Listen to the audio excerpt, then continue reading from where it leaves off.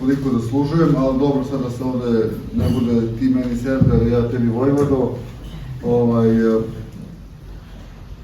Eto, reč od Slaviša, dakle, ideja je bila takav da u ovu krstopoklonu nedelju, dakle, nedelju možemo reći središnju, sad tu možemo da raspravamo koja je središnja, sledeću nazivamo sredoposnom sedmicom, ali zapravo zato što post ima 7 nedelja, premda ta poslednja nedelja zapravo jeste posebna vrsta posta ili poseban segment u okviru vaskršnjeg posta koji nazivamo strasnom ili stradalnom sedmicom. Tako da mi u stvari ovaj post koji nas uvodi u tu nedelju Hristovog stradanja zapravo završavamo na praznik Cveti. I onda ako gledamo zaista ova krstopoklonna nedelja jeste ona koja je u sredini, dakle jedna od tih, treća od tih 6 nedelja. Iznoseći krst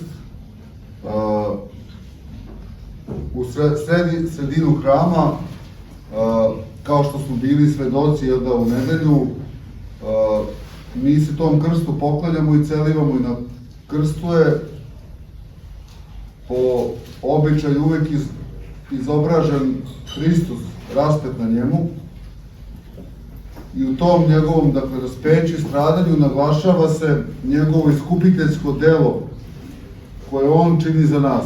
Dakle, iskupljenje koje nam Hristos daruje uzimanjem na sebe krsta, noseći ga na Golgotu i konačno bivajući razapet na njemu.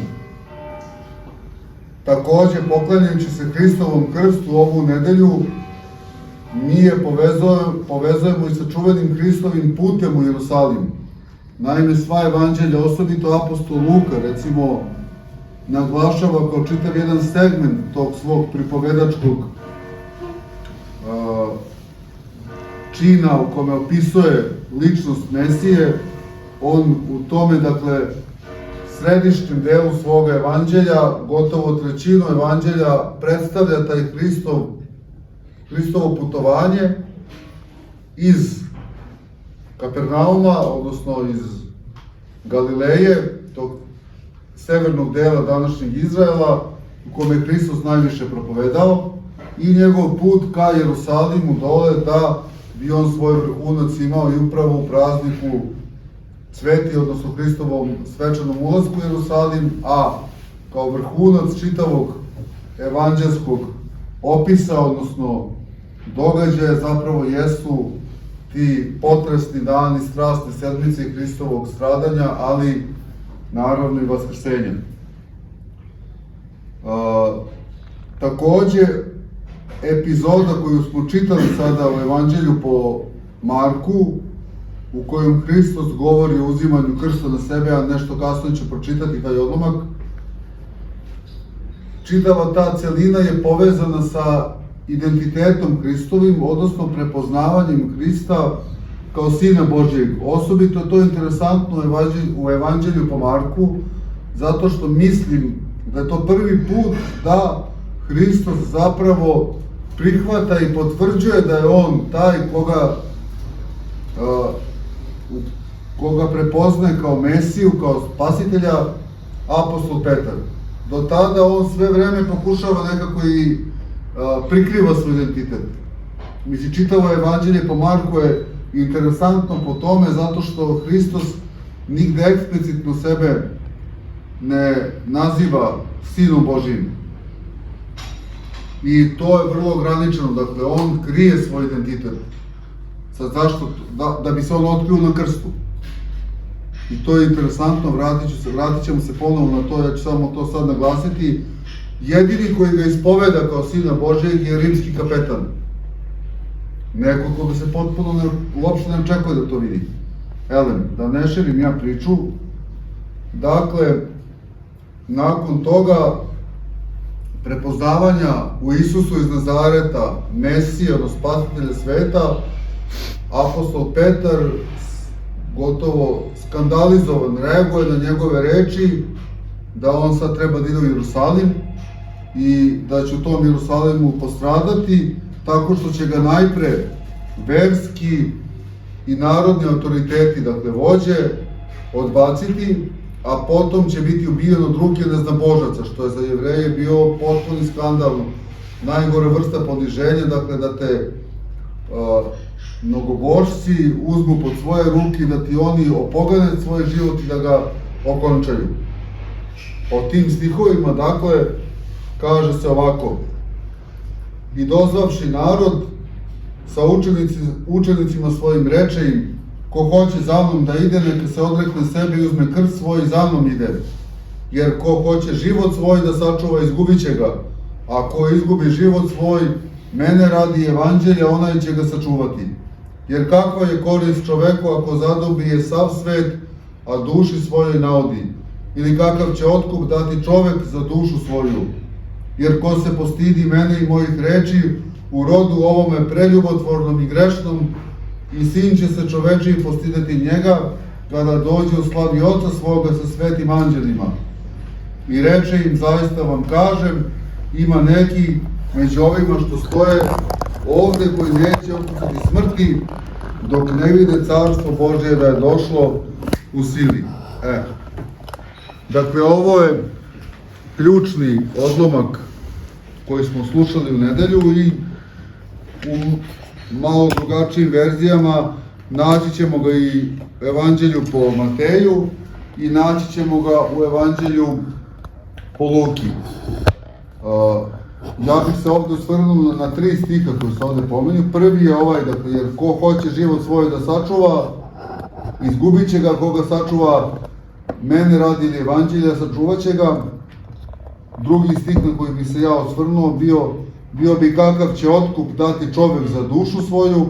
I konačno stih u kojem Hristos kaže: ko hoće za mnom da ide, neka se odrekne sebe, uzme krst svoj i ide za mnom. Sad što se tiče ovog prvog odlomka, dakle, čuvanje i gubljenje života je vrlo onako neobična i čudna stvar za nas ljude. Čovek će iz raznih motiva, ponajmanje prirodnih ili bioloških, da se trudi da sačuva svoj život. To nam je u krajnjoj liniji negde utkano. Da se negde borimo za svoj život, da pokušavamo na razne načine da odgovorimo na nedaće i nemoći koje nam se dešavaju, ali mnogo više čovek identifikuje čuvanje života od toga prirodnog, da stavljajući akcenat na ono što se tiče društvenog, dakle ono kako ga okolina razumeva, prihvata, doživljava, ili na ono što će on imati ili što ima u životu, a ne daj Bože izgubi. Imate jednu divnu, ja bih napravio sad tu paralelu, pretpostavljam da ste svi čitali tu pripovetku Laze Lazarevića, prvi put s ocem na jutranje, koja govori o kockanju, kako taj jedan ugledan čovek polako, potpuno obuzet strašću kockanja, gubi sve i na kraju noći kada gubi čitavu svoju imovinu, odlučuje da se ubije, da izvrši samoubistvo. I njegova žena ga zapravo spasava, to je divno. Mi Lazu Lazarevića svrstavamo u realizam, ali on ima tu jednu dozu, mogu da kažem, jednog romantizma ili tog jednog optimističnog realizma u koji on vrlo često uvodi Boga. A to je, dakle, da u toj priči žena koja je trebala, pošto bi većina nas to radila, se pokupi sa decom, da je ono malo što je ostalo da mu uzme i da ode, da ih nekako obezbedi. Ona uzima decu, stavlja ih kao pod svoje okrilje i kleči sa njima pred ikonom Svetog Đorđa, moleći da sačuva njenog muža. Svesna da ako on sačuva svoj život, zapravo ostaće bez ičega ona. I on na čudnovat način odlučuje da ipak nešto mu dolazi, da se ne ubije, i dolazi sa ženom, dolazi ženi i deci i već svanjava, jel da, zora dolazi i on poziva svog sina, tog najstarijeg, koji je pripovedač, koji zapravo pripoveda celu tu pripovetku, poziva ga da idu u crkvu na jutranje, koje po sebi jeste bogosluženje koje nam uvodi u vaskrsenje. Kako to Laza Lazarević lepo. Elem, dakle, mi smo vrlo često spremni da mnoge, i zarad svog društvenog položaja, da ga grčevito čuvamo, misleći da čuvamo nešto, a ne čuvamo ništa. U tome imate, recimo, onaj asketski ideal da su mnogi svetitelji, pogotovo pustinjaci, kad ih neki razbojnici, kad bi krali nešto od njih, oni bi im pomagali da to sve što imaju odnesu. Da sad ja ne širim priču. Isto tako čovek je u stanju da izrazi pobudu da žrtvuje svoj život i da te pobude budu često neki uzvišeni ideali. Ali pazite šta nam ovde Hristos kaže. Da jedini razlog zbog kojeg ćemo sačuvati život jeste Hrista radi ili njegovog evanđelja radi. Nijedan drugi razlog ne postoji. Mi ćemo se često pozivati na nacionalne, političke, državne, bilo kakve interese koji jesu uzvišeni i to niko ne spori. Ali ako ih stavimo spram Hrista, onda oni postaju krajnje efemerni, beznačajni. Kad se ovde kaže kako čime će čovek otkupiti dušu svoju, otkup u antičkom svetu, a osobito u Bibliji, ukazuje na oslobođenje od ropstva. Taj pojam ili pojam iskupljenja, grčki apolitrosis, se koristi u Starom Zavetu najpre kada Bog Izraeljce otkupljuje od ropstva, odnosno kada ih izvodi iz Egipta,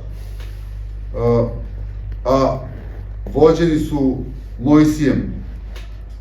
I to je upečatljiva i dominantna biblijska slika. Ta biblijska slika je zapravo i srž Hristovog stradanja i vaskrsenja. Zapravo Hristos ne radi, da tako kažem, ništa novo. Hristos, stradajući na krstu, zapravo ispunjava to oslobođenje koje je započelo izvođenjem iz Egipta naroda Božijeg. Novi Zavet je zapravo samo ispunjenje te ključne biblijske priče, to je priča o izlasku.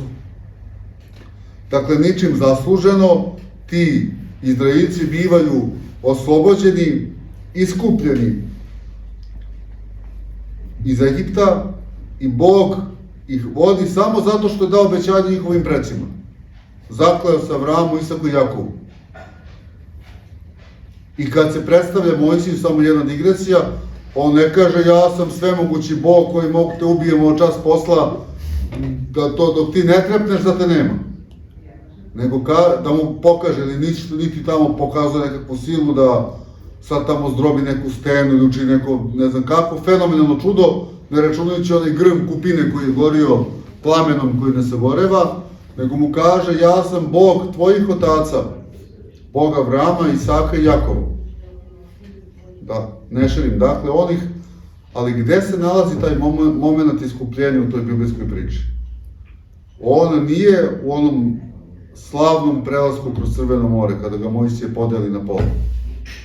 Nije ni u tome kada Bog štiti njih tako što ih vodi plamenim stubom toku noći ili stubom od prašine, dima nekog ispred njih dok ih vodi, dok ih čak i kad pusti maglu da ne mogu faraon i vojska njegova da ih nađu, niti kad čini razna ona čuda. Otkupljenje se dešava u paskalnom jagnjetu. Naime, sećate se u toj priči, Bog šalje anđela svoga da pobije sve prvorođene u Egiptu, od stoke, od živinčeta, do ljudi, uključujući u to i faraonovog sina, osim Izraeljaca. Ali znak da u njihove domove taj anđeo gospodnji ne unese smrt, jeste krv jagnjeta kojem Izraeljci mažu dovratke svojih domova, a istovremeno to jagnje koje su zaklali, oni obučeni, spremni za put u tim svojim domovima, dok se dešava taj stravični, da kažem, zločin i masakr u Egiptu, oni jedu to paskalno jagnje. I to tako, sa sve iznutricama ispečenom, a ono što ostane, kaže Bog, da ne ostane za sutra, nego da spalite sve. Što ne mogu da povedem? Sad mogu da se vratim na to, da sad ne želim priču, ako nekog interesuje u vezi sa tim, možemo da posle. A kada čitamo evanđelje po Jovanu, Jovan Krstitelj u tom evanđelju, kada vidi Hrista na Jordanu, on govori sledeće reči: gle, jagnje Božije koje uzima na sebe grehi sveta. Dakle, sveti Jovan Krstitelj poistovećuje Hrista sa tim jagnjetom koje zapravo iskupljuje Izraelice od ropstva faraonu i od ropstva smrti. To je, mislim, to značilo jednako. Faraon imao potpuno u vlasti njihove živote. I sad u svetlu ovoga, može li čovek išta dragocenije da da kao zamenu za svoju dušu, odnosno svoj život? I zapravo može li na bilo koji način da izmeri koliko život vredi? I Hristovo pitanje je zapravo retoričko pitanje, jer on pretpostavlja da ne postoji cena duše. Može li zaista bilo ko od nas da kaže moj život toliko vredi? Mi svi mislimo da ne možemo da kažemo. Nažalost, prvi Hristos to poznaje, da ljudi nekada, malo pre sam rekao ovo, da bi sačuvali život, su spremni zapravo da taj život prodaju i da na taj način sebe uporno ponižavaju i porobljuju zarad beznačajnih stvari. I evo poslednje, dakle, odricanje od sebe, o kojem govori Hristos. Dakle, rekli smo da je ova krstopoklona nedelja povezana sa Hristovim putem ka Golgoti i sama najava da će on da postrada tako kako će da postrada jeste za njegove učenike sablazan. Apostol Petar, čuli smo, ga grdi što govori da će postradati način na koji će postradati, mada mu i on odgovori, kaže: idi od mene, Satano. Evo ovde kod Marka kaže, pogledavši na učenike svoje, zapreti Petru govoreći: idi od mene, Satano, jer ti ne misliš ono što je Božje, nego što je ljudsko. I onda doziva narod i govori ove reči koje sam pročitao. Dakle, odricanje od sebe ima smisla u Hristovom stradanju. On je taj, kako ga sveti oci nazivaju, podvigopoložnik, to je onaj koji utire put i koji daje smisao i značenje tom putu. Mislim, kao i apostol Petar, i mi vrlo često, i kada čitamo o Hristovom stradanju, mi o njemu mislimo da ipak tu Hristos, to je nekako bilo ipak očigledno da je on sin Božiji, da je on Mesija, spasitelj, da je on tako nekakva figura koja pleni sobom. I da će veličinom svoga božanstva grešnike skršiti, pobiti, vratiti milo za drago. Pogotovo ako se neko, ne daj Bože, ogrešio nas, lično. I u jevrejskoj misli toga doba Mesija je trebalo da pokaže svu moć svoga božanskog poslanja tako što će uništiti neprijatelje Izraelja, najpre one spoljašnje, konkretno Rimljane, ali sve one među njima koji su otpali od puta Božijeg, od života u skladu sa zapovestima Božijim. A ako pogledate, to je većina ljudi koji su pratili Hrista. Uz Hrista koga ćete naći? Naćete neke tu priproste, siromašne ribare, naći ćete bolesne, kljaste, lezileboviće, prostitutke,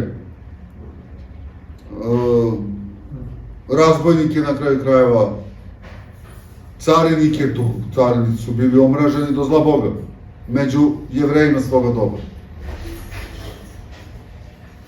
I naravno ideja je bila da se taj Mesija zacelje u Jerusalimu, gradu Davidovom, kao njegov potomak. I seća se kad je bio onaj film Stradanje Isusa Hristova od Mela Gibsona, jedan od glavnih čestih komentara ljudi u crkvi je bio: to je kako to tamo Hristos onako izmučen, sav krvav, ni na što ne liči, ko bi u njemu video Hrista. Ali zapravo on stvarno nije ličio ni na što. Pazite, prorok Isaija, kada govori o stradanju slugi Gospodnje, kaže: i ne beše ništa na njemu čega radi bismo ga poželeli. I mišlja smo da je kažnjen, da ga Bog bije i muči, ali on bi izbijen za naša bezakonja, kažnjen za naše prestupe.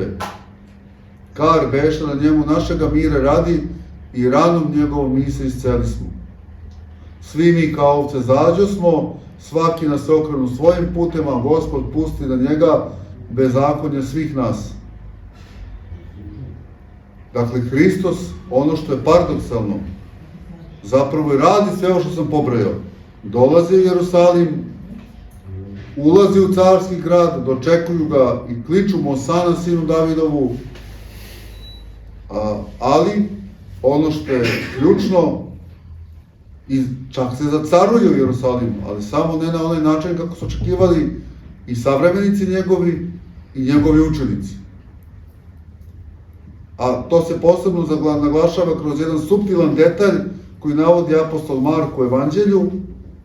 Tamo čitate kada u Gecimani se moli Hristos, kad ga uhvate, pa se nađe tamo neki mladić koji je bio samo ogrnut nekim plaštom i koji je bio u njihovoj blizini i ovi ga vojnici uhvate, on strgnuli plašt i go trči. Sad, ko je taj misteriozni mladić? Crkvena tradicija pripisuje to apostolu Marku, a sada ne širim ja priču, možemo to opet ostaviti, da je to apostol Marko, ali sad ima to, tamo taj mladić se pojavljuje ponovo nepoznati u grobu Hristovom, samo beli odeći. Sedi na praznom, dakle na grobu gde je ležalo telo Hristovo. A ako nekog interesuje, možemo posle da ostavimo. Dakle, Hristos biva nakon Pilatove osude odveden u pretoriju, tako nam opisao apostol Marko, ja se njega držim da ne širim sad priču, gde mu vojnici oblače purpurnu haljinu, pletu i stavljaju mu trnov venac, stavljaju trsku ruku kojom ga posle biju, klanjaju mu se, ali ga pljuju i udaraju, dakle, rugaju mu se na najbezočniji način. Ali sve to što mu daju su znamenja carskog dostojanstva. Purpurna haljina koju su nosili rimski carevi, trnov venac kao kruna, naravno umesto lovorovog, kojim su se ovenčavali rimski vladari, trska kao simbol vlasti, odnosno skiptar koji u ruci držao car, i klanjanje koje se čini pred carem. A potom ga odvode na krst, daju mu krst da nosi i odvode na Golgotu, gde ga podižu na taj krst. Ako pogledate bilo koje krunisanje bilo kog vladara, evo sad će uskoro možda biti, možda ove godine, sad ne znam kada je zakazano ovo krunisanje princa Charlesa, to je kralja, on je zvanično kralja, treba da bude krunisan, ovo je engleski. Njemu će da daju i taj skiptar i stavit će mu plašt kraljevski, stavit će mu i krunu i onda će on tako da se popne na presto. Tako su i krunisani naši kraljevi pre dok smo im bili monarhi i tako dalje, u svima, da ne bitno sad da su pravoslavni nisu, dakle to je prosto simbolika. Dakle, oni su mu dali znamenja vladara i popeli su ga na presto, odnosno na tron. Samo je problem u tome što taj tron nije baš tako ukrašen. Taj tron je zapravo krst. I na Bliskom istoku vladari su bili naročito podignuti iznad svojih podanika i Hristos je toliko podignut da je skroz oko mora da gleda gore dok visi na krstu. Između dva razbudnika, jer su obično između vladara stali njegovi, što kažu, najbliži savjetnici, oni koji treba da pokazuju njegovu mudrost i njegovu silu. Sećate se tamo, reći ja sad opet jedna ekskurzija, tamo kad recimo Marko Kraljević pije uz Ramazan vino, pa ga na kraju tamo on se caru primiče, a car se odmiče pa dotera cara do duvara, a on ga stavi s desne strane da sedne. S desne strane sedi onaj koji simbolizuje vladarsku moć tog vladara, vojskovođa. Stavio Marka s desne. Jes, da. Pa znači dobro. Pa kaže car, Marko se primiče, car se odmiče. Da, I oni podižu Hrista na krst i pazite, šta rade?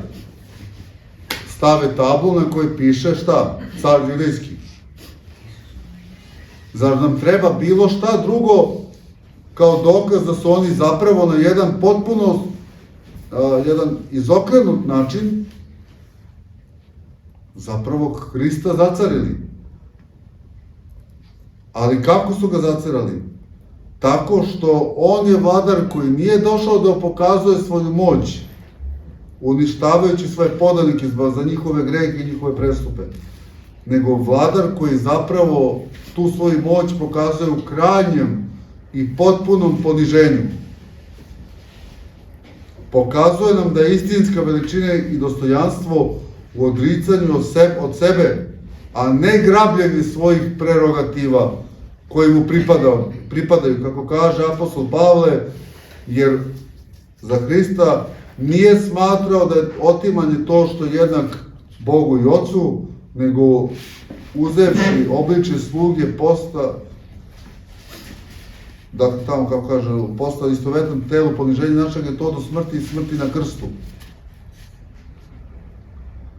Dakle, Hristos podignut među razbojnicima da bi na taj način svakoga od nas otkupio od greha i smrti, ne da bi kaznio, nego da bi nas kroz svoje stradanje otkupio, oslobodio, iskupio. To je ono što radi Bog kada izvodi Jevreje iz Egipta.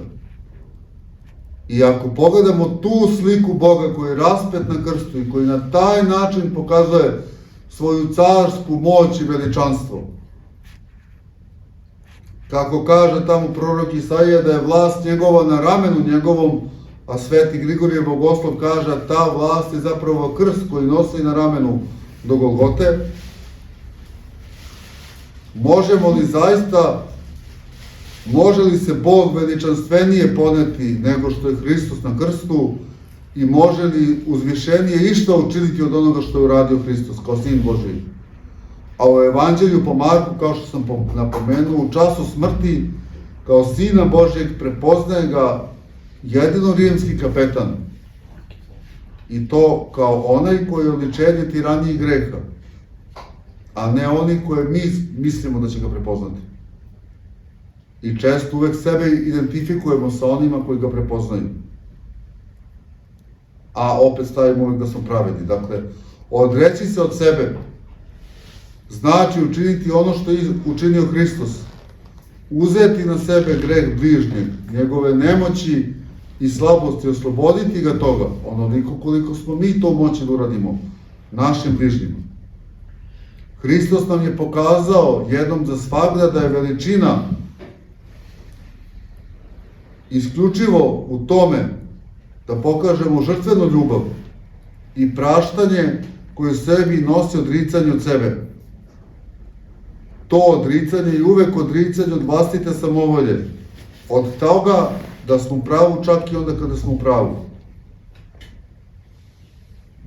Kao što je na početku rekao otac Slaviša, krstopoklona nedelje treba da nas podstakne da izdržimo u podvigu posta.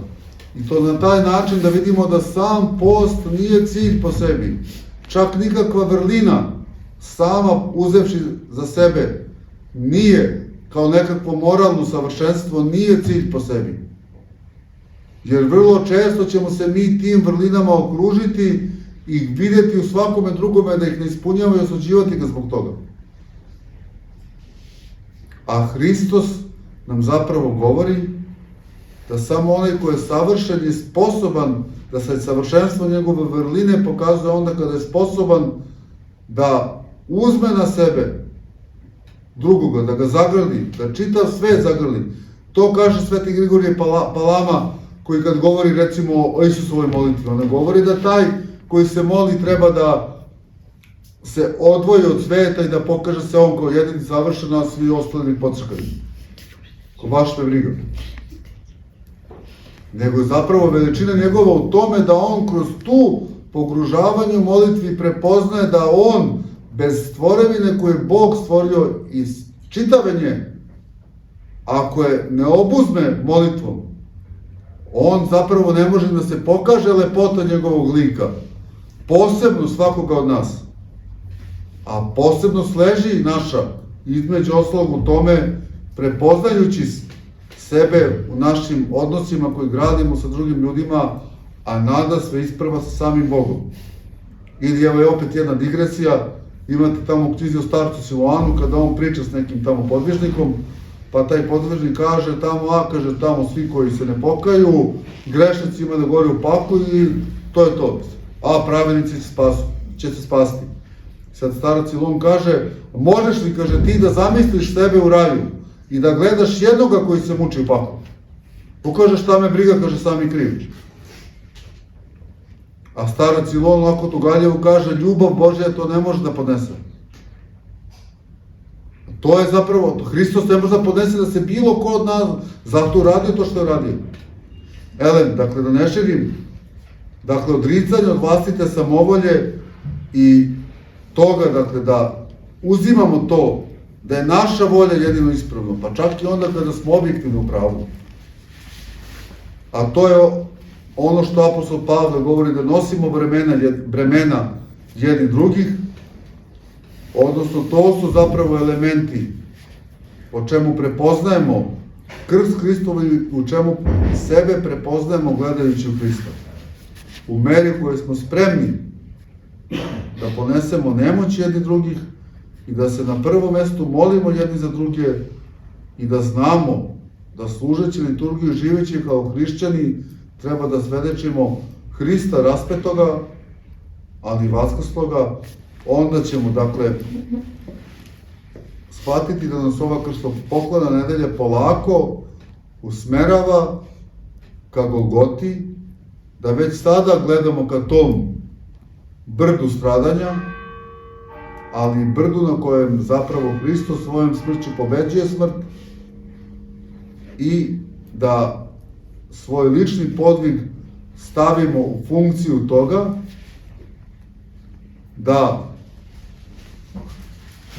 da se molimo Bogu i da žudimo za time da se ispunimo takvom ljubavlju, da nas podvig vodi ka tome da steknemo bar delić te ljubavi, žrtvene ljubavi kako je Hristos pokazao na Golgoti, da se onda pokažemo kod njegove učenici. Eto, ja bih tu završio. Možda sam i preterao. Praštite. Ako neko ima nešto pita, evo, tu sam. Veličanstvenost objasnila na krstu. Veličinu Hristovu među razbojnike. Da, pa. To niko nije. Verujte, ja sam došla kasno, ali to mi dobro došlo. Pa da, dojte kako sam tek veličanstveno ovo prethodno pričao, to je... Dobro. Šalim se, da. Idete, ja da vas pitam, jesu Anglikanci hrišćani? Jesu.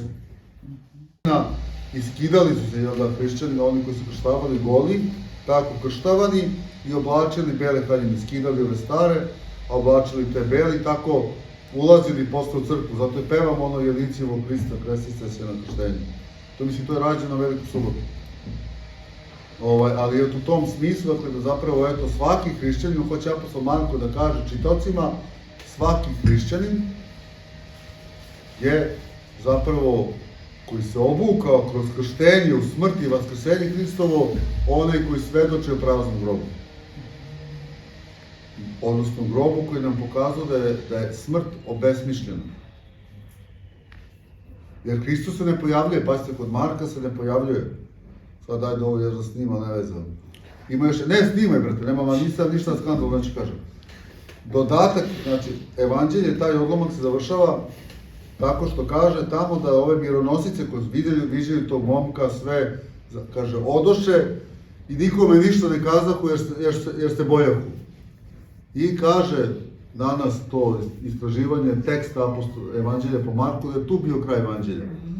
Ovaj dodatak koji posle ide nastao u 2. veku. Sad bi to je interesantno zašto ga baš tako apostol Marko završava, tu ima razne teorije, ali hoću da kažem, dakle, da taj prazan grob, sad da to me akcenat, taj prazan grob je zapravo grob koji treba da nam pokaže, mi ne vidimo Hrista tu. Apostol Marko on se ne pojavljuje. Kod drugih se pojavljuje, kod njega se pojavljuje. Da. A on hoće kaže zapravo da je suština u tome da je svaki hrišćanin svojevrsni Hristos i da je smrt zapravo izgubila svoj smisao praznim grobom, jer ta praznina zapravo nam govori o besmislu. Mi svi očekujemo kad otvorimo grob da nađemo kosti, tako je. Da, ili kosti ili tako. Šta god. Da. Nema ništa. Prazno sve. Razvaljeno. Već je smrt. Da, i tako dalje. Izvini, reci, brate, šta si hteo? Pomožu Bog, hvala na dušokorisnom predavanju, pa isto pitanje sam to da postavim kao brat, ali evo sad bih se drugo, prosto se spomenuli za žrtvene jagnje koje reji su trebali da ostave za sutra, iz kog razloga je to tako? Da. Pa, recimo je pomenuti Sveti Grigorije Bogoslov tumači da je zapravo to prastika pričešća. To paskalno jagnje nije smeo da jede niko ko nije Izraeljac. Mogli su da ga jeli su ga za trpezom, paskalnom, i celoga, dakle nije ništa odvajano od njega, da on hoće da kaže da se time pokazuje na jedan tajanstven način i božanstvo i božanska ljudska priroda u Hristu, i da spaljuju ostatke, odnosno kao što i mi danas kada pričešće koristimo, ono što ostane, to mi ne prosipamo nigde, niti ostavljamo da stoji, nego sveštenik ili đakon potrebe, pa koristimo novo. U tom smislu, dakle, oni da se bilo kakvom vrstom truljenja ne obesveti to paskalno jagnje. Dakle, ono što ne pojedu do jutra, da se spali. A Sveti Grigorije Bogoslov to na jedan alegorijski način vidi da je zapravo to jedna tajanstvena praslika pričešća. I cela ta trpeza zapravo, uz gorko zelje, mi se pričešćemo Hristom kao predokus Carstva Božijega. Dakle, već ovde i sada imamo iskustvo Carstva, ali ono podrazumeva i gorko zelje, podrazumeva i stradanje, i padanje, i borbu, i tako da, i ono putešestvije od 40 godina kroz pustinju, i tako dalje. Dakle, recite. Još samo par rečenica da vam kažete o otkupu greha. Da. Pa evo, kao što rekoh, taj otkup greha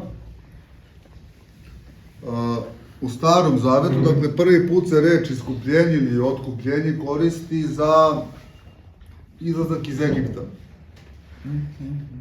Dakle, da Bog zapravo otkupljuje, odnosno to bi mi mogli možda bolje da prevedemo kao oslobođenje.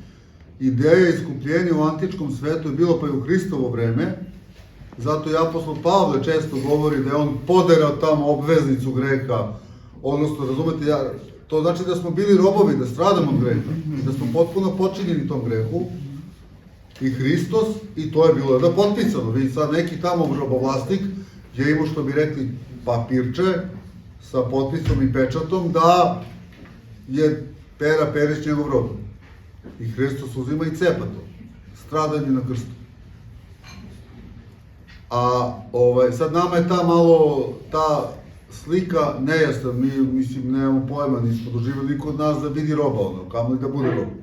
Ali ljudima Hristovog vremena i nakon njega je bilo i tekako jasno to. Sad, otkupljenje znači termin u kome bih ja, recimo sada, ako sam neki bogataš, tako naklonjen siromašnima i ubogima, uzeo, dao svoj novac, otkupio te robove i onda im dao oslobođenje, da su slobodni ljudi u Rimu.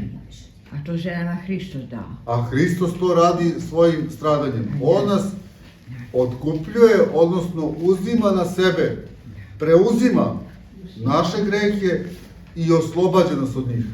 To. Dakle, ne samo da nam oprašta, I oslobađa. to je jako bitno.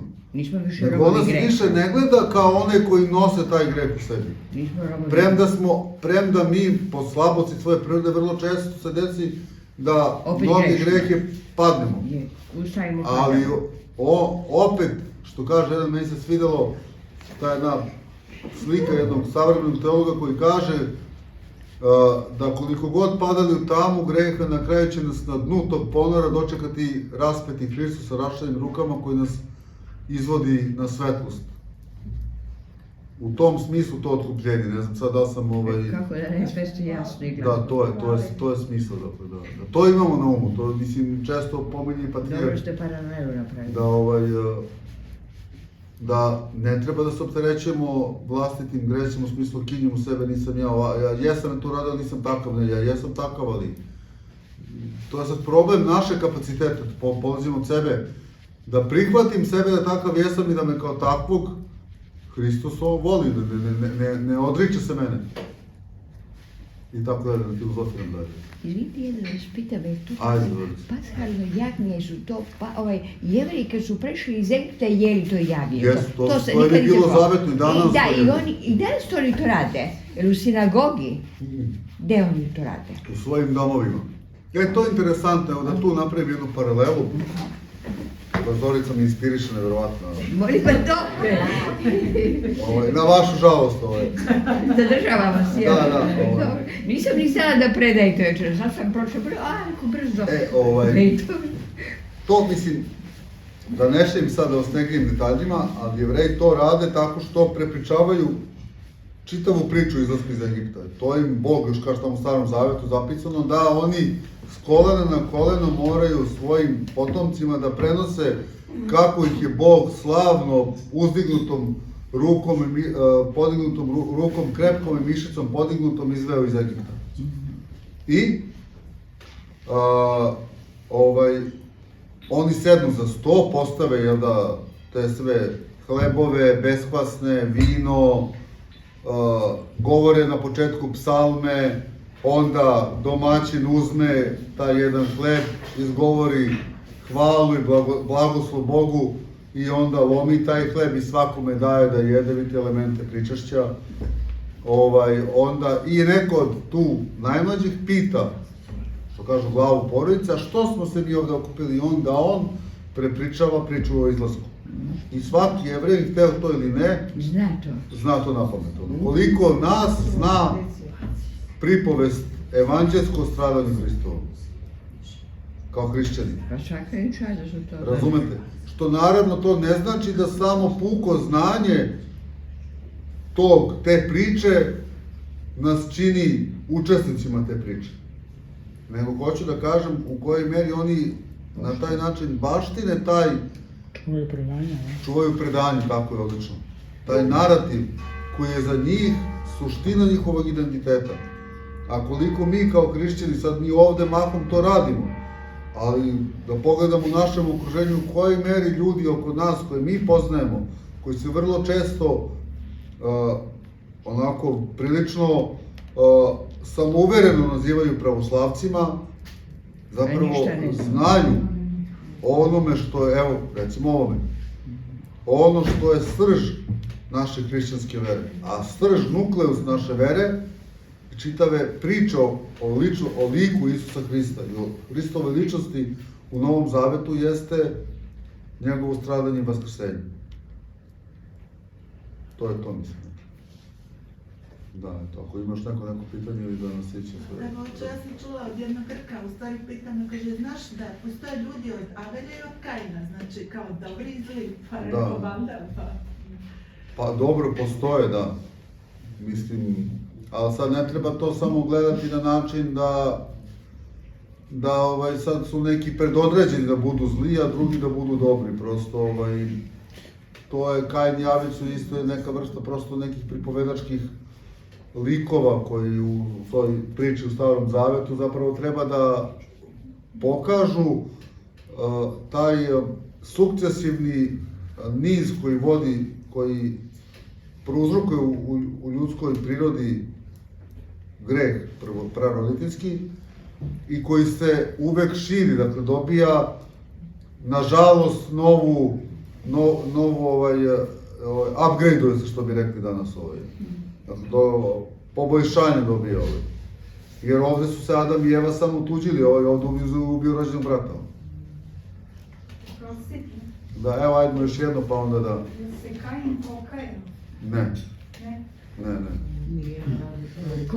Nisam ja čuvak brata svoga. Da, on se ne kaje za svoj greh. U ovom trenutku kad Gospod kaže da će, ne znam, da će da kaže, ako si Da, I on kaže, moj greh je neoprostiv. Da. Onda Gospod govori šta mu govori Gospod. pa evo sad ću da vam kažem, evo čekajte, sada prespreman sam ja i za to, evo sad ću. Ja, dobro nas svi zadržavamo. Da spavamo. Ne. Mladenci sutra, pa šta? Ja sam Samo došla sekund. za mladence. Ovi mladi dobro Evo, su sad došli. ću da vam kažem, imam ovde ovaj Stari Zavet. Mladenci i dečo. Kaže ovako, krivica je moja velika da mi se ne može oprostiti. Evo me teraš danas iz ove zemlje da se krijem ispred tebe i da se shitam i potucam po zemlji, pa će me ubiti ko me udese. Gospod mu reče, zato ko ubije Kaina 7 će se puta za to pokajati. I načini Gospod znak na Kainu da ga ne ubije ko ga udesi. I otide Kain ispred Gospoda i naseli se u zemlju Naitsku, na istoku prema Edenu. I tamo ženu i sazida grad. Nije to sve bitno, sad to. To Pa. objasnite. Izgleda da se pokaje. Pa, Ili im reče, nama je oprošten. ali on kaže ne možemo se oprostiti, onaj ko se kaje, On on... kaže. Pa da, Kain to kaže, a šta Bog kaže posle toga? zato ko ubije Kaina 7 će se puta za to pokajati. Bog ga ostavlja da živi u toj krivici. Pa da ne trebamo mi da ubijemo ubicu. Tako bi oprilike, tako? Ali dobro, Pa da. naravno, ako je neko nekoga, neću da ga ubijem. Ideja je zapravo da Da. Bog ga ostavlja da živi sa tom krivicom, jer on tu krivicu nema. On je ne osjeća, mislim, to je raskajavanje. Što on osjeća, nije pokajanje. To je Juda, tako. Slično ljudi, da, možemo da pravimo tu paralelu, ali moje mišljenje je, i ono što sam ja negde donekle oskudno čitao o tome, jeste da se on ne kaje zapravo za to. Znači nije se pokajao Kain. Ne. Pa kako onda ubica kad su u zatvoru? Jer vidite dalje po njegovim potomcima tamo da su oni puni gneva, besa, mržnje. 7 puta će uzvratiti za ono ako ga neko napravi ranu na njegov potomak Lameh. A zato Hristos A da kaže vam Petru kažem, kako ti... Oprostite, Ne, ali ne, zašto ne. je došao Hristos onda? Ako u Starom Zavetu su tako bili. Znači Hristos svakom oprašta, Pa da, samo istina. ne Judi. Da ispuni Pa nema, Stari mislim, Zavet. sad to je, pa mislim, Jer ipak je došao Novi Zavet. Stari nije potpun. pa sad to da li on oprašta ljudi ili ne oprašta, to je možda filozofiramo, ali... Pa ne znam, to bi pao na pamet, oprostite. Ali, Pa ovaj- znate zašto? Sad kaže tamo u Americi, ti gangsteri su monasi. Ja sam čitala. Ne, stvarno dolazi ruski pop i oni kažu se kaju pa. Čitala Da. sam Hristos u ruskim, Pa- ovim, ne znam. Dobro, Ne, pokajanje hoću za da- sve Ja. ljude, nema veze što su razbojeni. Hristos strada, mislim, uzima strada za sve, a sad pitanje je ko će u njemu prepoznati spasitelja i, evo što je rekla sestra, onoga ko nas oslobađa greha. Jer paradoks jeste u tome da nas on oslobađa, Pa mi dok grešnici, ga još mi ne prepoznajemo ko je on. Da, On strada za sve, njegovi učenici, ni sigurni ko je on. da. I tako dalje, eto. Da vas ja ne zadržavam, hvala vam na pažnji, pa eto, pomenite molitvama, da.